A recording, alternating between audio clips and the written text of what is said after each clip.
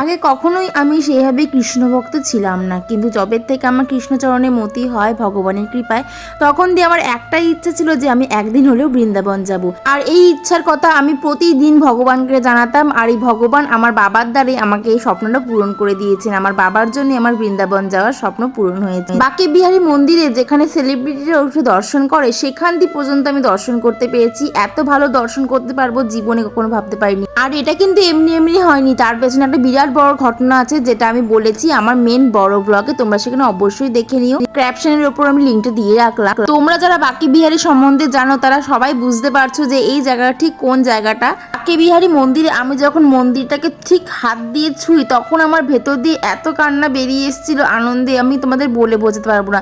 সেগুলোর কোনো video clip নেই বলে তোমরা ভেবো না যে আমি কোনো মিথ্যা কথা বলছি। আমার যে সত্যিই কৃষ্ণচরণের মতি হয়েছে আমি এখানে গিয়েই বুঝেছি। হরি বল, হরে কৃষ্ণা।